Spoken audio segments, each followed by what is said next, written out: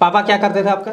पापा मेरे काफी समय से पहले रिक्शा चलाते थे। क्या आपने ड्रॉप कर दिया? हाँ, ड्रॉप करते थे, 4th ईयर में ड्रॉप कर दिया। बताइएगा क्या उसका रीजन क्या था, मतलब क्यों ड्रॉप करे? तो कुछ दिक्कतें चल रही थी, प्लस गर्लफ्रेंड का थोड़ा सा मैटर था कुछ, मतलब ब्रेकअप वगैरह का सीन हो गया था? हाँ, इसी तरह की चीजें चल रही थी। ब्रेकअप भी हुआ, लड़ाई वगैरह भी हुआ। माइंड से आप डिस्टर्ब थे? डिस्टर्ब। मैं कॉलेज जाना लगभग बंद कर रखा था, तो हमारे एचओडी का कॉल आया सर का।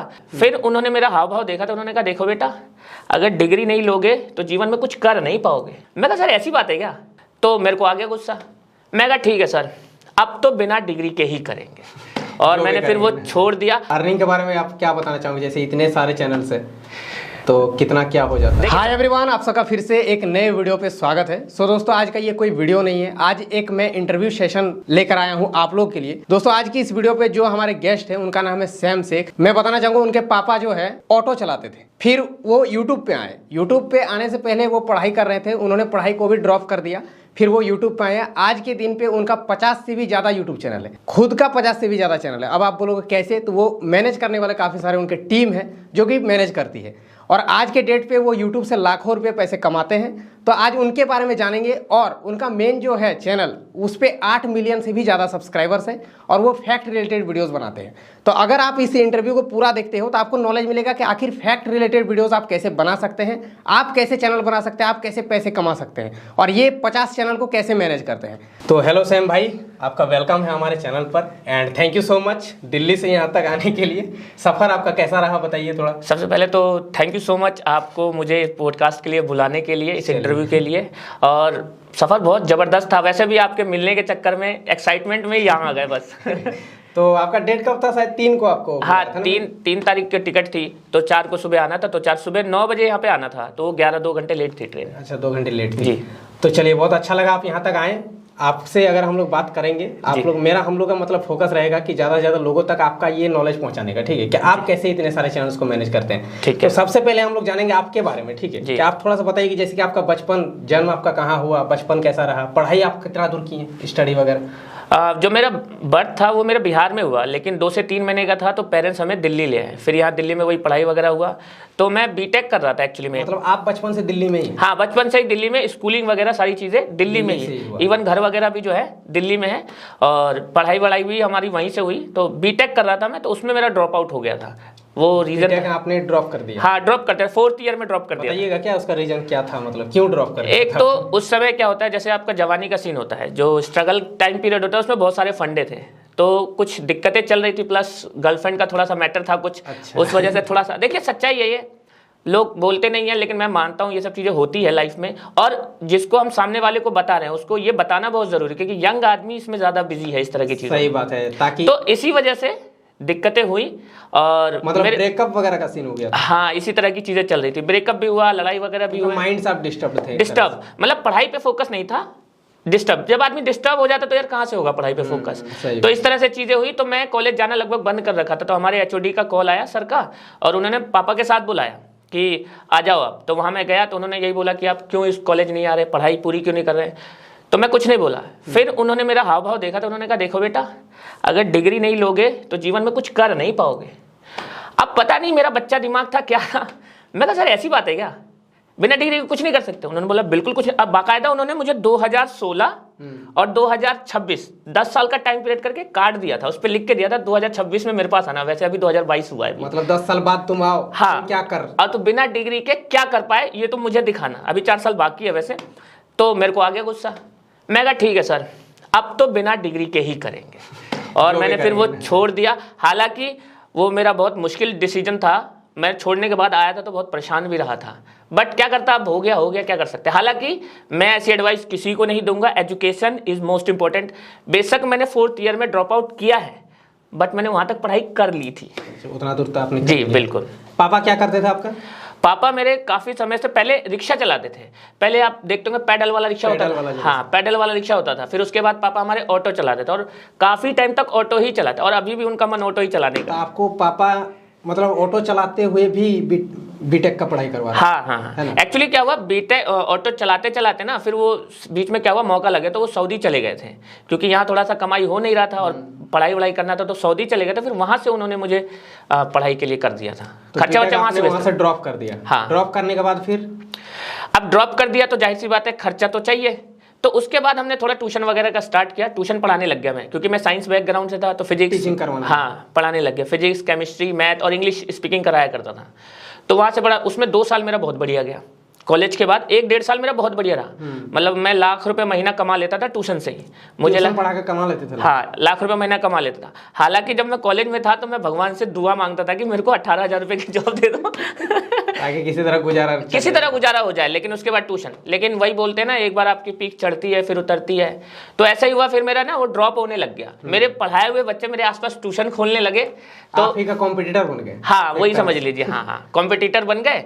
तो मेरा डाउन हो गया, और इतना डाउन हो गया कि खर्चे चलने मुश्किल। तब मेरे माइंड में आया यार अब कुछ अलग करना पड़ेगा।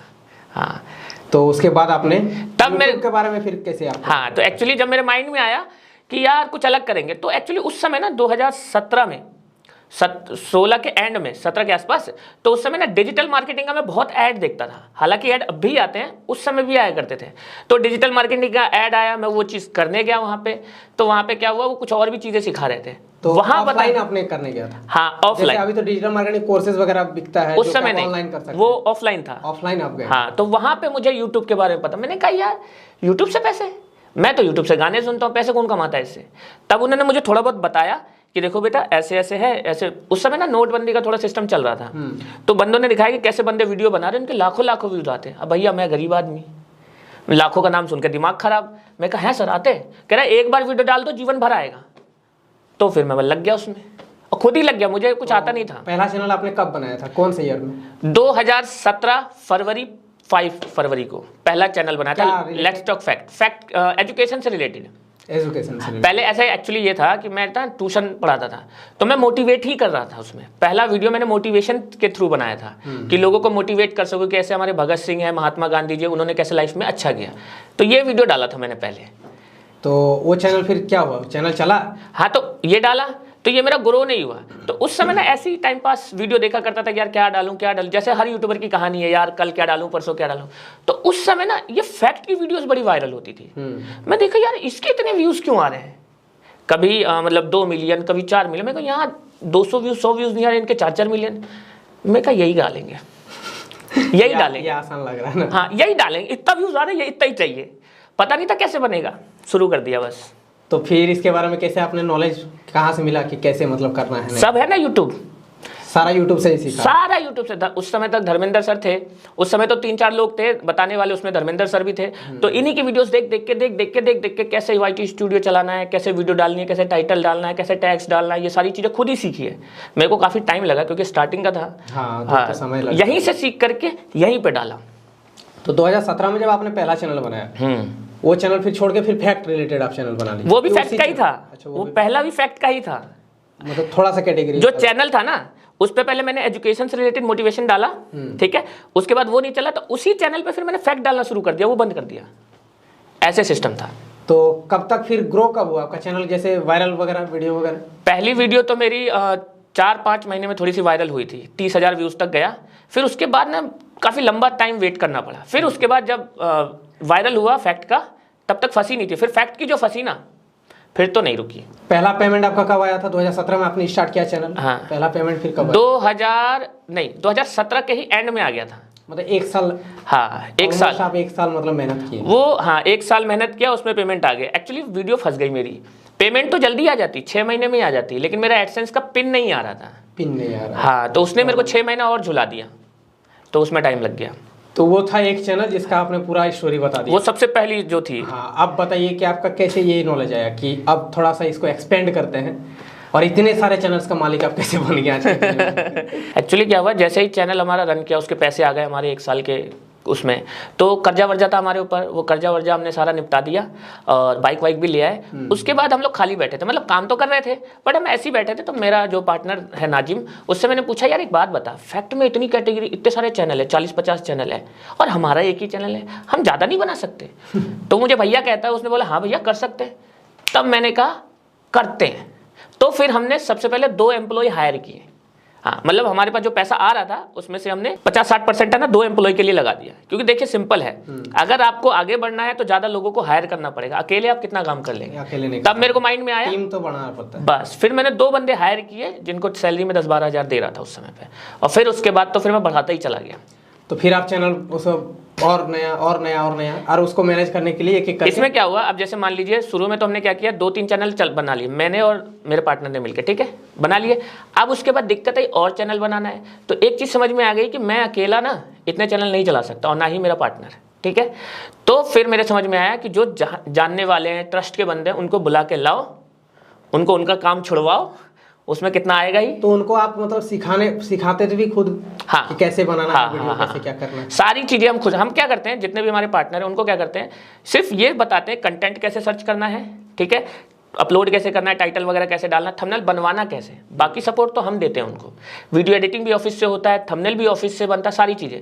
उनको चैनल चलाना कैसे ये हम सिखाते हैं।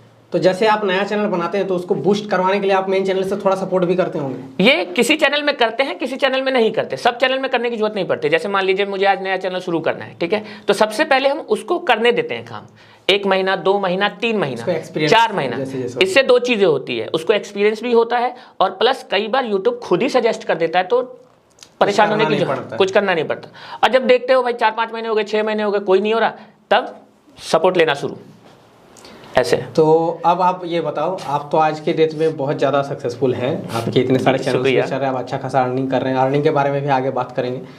तो आप जैसे मान लीजिए किसी को ओपन करना है, आपके जैसा काम करना है, थोड़ा सा उन लोगों को आइडिया बता दीजिए। जैसे आप फैक्ट्स रिलेटेड जैसे जो फुटेज होता है वो आप कहाँ से लेते हैं, बैकग्राउंड म्यूजिक वगैरह कहाँ से लेते हैं, एडिट कौन से एप्लीकेशन सॉफ्टवेयर से करते हैं? इसमें सबसे पहले जो फैक्ट कैटेगरी जो वीडियोज होती, जब हम स्टार्टिंग करते थे तो हम यूट्यूब से उठाते थे, किसी और का, उसमें रिस्क रहता है। तो लेकिन स्टार्टिंग था, पैसे थे नहीं, तो हम उठाते थे, हम रिस्क लेते थे। अभी क्या, हमारा सारा परचेज्ड होता है, लाइसेंस लिया होता है डिफरेंट वेबसाइट से, सारा लाइसेंस। 1-2 वेबसाइट का नाम बता। अब ये मेरे एडिटर को पता होगा, अच्छा। इमरान को पता होगा। इमरान क्या नाम है? कुछ फ्री है इसमें, पिक्सवे हो गया, पिक्सावे करके है, और 1-2 और है। हाँ, ये फ्री है।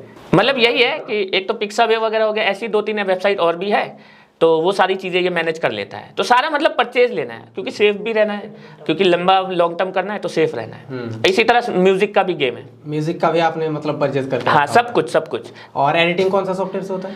पहले हम लोग पावर डायरेक्टर से करते थे, फोन से। हाँ, अभी भी हमारा बहुत सारी वीडियोस पावर डायरेक्टर से फोन में ही एडिट होता है। कुछ वीडियोस है जो हाई क्वालिटी में चाहिए, तो वो हम एडोब प्रीमियर प्रो से करवाते हैं, एडिटर से। हाँ जी, एडिटर से करवाते हैं। अब थोड़ा आ जाते हैं मेन टॉपिक पे। हाँ समझ गए ना? हाँ, बिल्कुल समझ गया। उसी का ही सबको इंतजार रहता है। सबको इंतजार रहता है। तो अर्निंग के बारे में आप क्या बताना चाहोगे? जैसे इतने सारे चैनल्स हैं, तो कितना क्या हो जाता है? देखिए, सबसे पहले तो जो हमारे एम्प्लॉइज हैं उन सबका खर्चा आराम से निकल जाता है। उसके बाद ये है, लाखों रुपए कुछ बच जाते हैं, कुछ लाख रुपए बच जाते हैं, पेमेंट्स वगैरह। हाँ, सबको पेमेंट करने के बाद कुछ लाख रुपए बच जाते हैं। आपने अभी तक यूट्यूब से क्या क्या अचीव किया है, क्या क्या लिया है यूट्यूब के पैसे से? यूट्यूब के पैसे से मैंने तो ऐसा कुछ नहीं लिया है, क्योंकि मैं बहुत नॉर्मल हूँ, मेरे को कोई दिक्कत नहीं, 2 वक्त की रोटी मिलती रहे, खत्म। लेकिन जो मेरी सिस्टर है, उन्होंने यूट्यूब के पैसे से क्रेटा की कार ली है, टॉप मॉडल है, अभी 2 साल पहले ही ली है। जिसको आप ही यूज करते हैं? हाँ, जिसको मैं चलाता हूँ। एक्चुअली उसके नाम पे मिल नहीं रही थी, तो उसने मेरे नाम पे ले लिया। हाँ, बाकी वो आईफोन वगैरह है, कैमरा, शूट कैमरा वगैरह है, ये सब लिया है बस। मतलब ज़्यादा कुछ नहीं लिया है, नॉर्मल चीज़ें यही लिया है। तो अभी आपको कैसा लगता है बताइए? पापा ऑटो चलाते थे, आज के डेट में आप लाखों कमा रहे हैं, इतने सारे चैनल से, बहुत ज़्यादा प्राउड फील होता है। बिल्कुल। कभी आपने सोचा था मतलब कि ऐसा कुछ हो जाएगा, ऐसा एक रास्ता मिल जाएगा? यूट्यूब के बारे में आप क्या बोलना चाहेंगे? यूट्यूब पे ये वीडियो आने वाला है। यूट्यूब ने मेरी ज़िंदगी बदल दी है। मैं अब पूरे जन्म उनका कर्जा नहीं चुका सकता, चाहे कुछ भी हो, लेकिन यूट्यूब ने मेरी ज़िंदगी बदल दी है। मैं कुछ कह नहीं सकता। टीचर से कभी मुलाकात हुआ फिर? कौन सा? अच्छा, उनसे हाँ, मैं गया था। एक्चुअली हुआ क्या था, वो स्टोरी थोड़ी सी है। उन्होंने जो मुझे बताया था ना यूट्यूब चलाने के लिए, उन्होंने खुद पहले 2-3 चैनल ट्राई किए थे, उनका चला नहीं था। अच्छा। तो जब मेरा चल गया ना, तो मैं सर के पास गया था, मैं कहा सर आपका भी चल जाएगा, मैं आपको गाइड कर दूंगा। तो ऐसा मैंने उनसे मिला था, और मैं उनको मिठाई वगैरह दे के आया था, उनके पैर भी छू के आया था, शुक्रिया अदा बहुत किया था। तो खैर, आपने तो ड्रॉप कर दिया था पढ़ाई, बट ऐसा तो नहीं करना चाहिए। बिल्कुल भी आप नहीं। यही कहना चाहोगे? बिल्कुल भी नहीं। हाँ। देखिए, education is most important.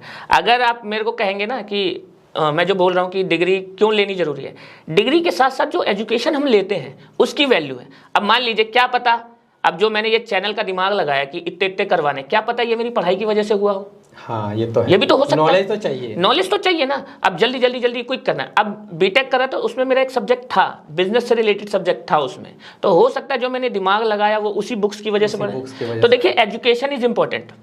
Plus आपने तो रिस्क भी तो लिया। हाँ, आपने एजुकेशन छोड़ दिया, जरूरी नहीं था कि आप यूट्यूब पे सक्सेस कर ही जाते। ट्यूशन सेंटर चला रहा था, कर गए, बात अलग है ना। तो पढ़ाई के साथ साथ यूट्यूब करना सही हाँ, है, बिल्कुल, पढ़ाई को बिल्कुल। छोड़ के यूट्यूब करना कहीं ना कहीं वो देखिए मैं इसको यही बताऊंगा, मेरे पास क्या था, मैं तो या तो मरता या जीता, दोनों में से एक ऑप्शन था। लेकिन अगर कोई बंदा नया शुरू करता है और वो कहीं काम कर रहा है तो मैं यही कहूंगा साइड हसल शुरू करे इसको, side hustle as a part time. As a part time. देखो मैं सच बता रहा हूँ, कोई कितना ही बड़ा बंदा बोल दे कि भैया छोड़ के ये चला लो, सब फेक है। सिंपल सा टेक्निक है, आप साइड हसल से शुरू करो, जिस दिन आपका सिक्का लगा उस दिन आप खुद सोच लेना यार क्या करना है। बस सही कहीं ऐसा ना, जरूरी नहीं है आपका दाव लगे ही, सिंपल सी बात है, जरूरी नहीं है। जरूरी नहीं। गवर्नमेंट जॉब के लिए सब तैयारी करते हैं लेकिन सबका लग जाए जरूरी सबका नहीं नहीं लगता है। लाखों लोग यहाँ पढ़ाई करते हैं लेकिन एक लोग का ही हो पाता तो है। साइड हसल से कीजिए, जिस दिन आपको लगे कि इतना अर्निंग आ रहा है कि आपका लाइफ सस्टेन हो रहा है तो आप फिर कर दीजिए, फिर तो बढ़िया है, जैसे आपने भी किया था इसी तरह से। हाँ, बिल्कुल सारे यूट्यूबर्स का कुछ ऐसा ही हाँ, होता है। चलिए सैम जी, काफ़ी मज़ा आया बात करके। आई होप सो कि ऑडियंस को भी काफ़ी अच्छा लगा होगा एंड काफ़ी कुछ सीखने को भी मिला होगा। अगर आप लोगों को फैक्ट रिलेटेड चैनल बनाना है, कैसे क्या करना है, वो आप लोगों को नॉलेज मिल गया होगा एंड काफ़ी ज़्यादा मोटिवेशन भी था आपका स्टोरी, ठीक है, सुनने के लिए। तो बहुत बहुत धन्यवाद आपको यहाँ तक आने के लिए सबसे पहले एक बार और। एंड सैम जी का भी चैनल्स का सारा लिंक आपको डिस्क्रिप्शन में मिल जाएगा। एंड आज का ये अगर आप लोग इंटरव्यू अच्छा लगा तो लाइक करें, चैनल पर नहीं तो सब्सक्राइब कर लेना। चलिए आज के लिए इतना ही, तब के लिए जय हिंद, वंदे मातरम।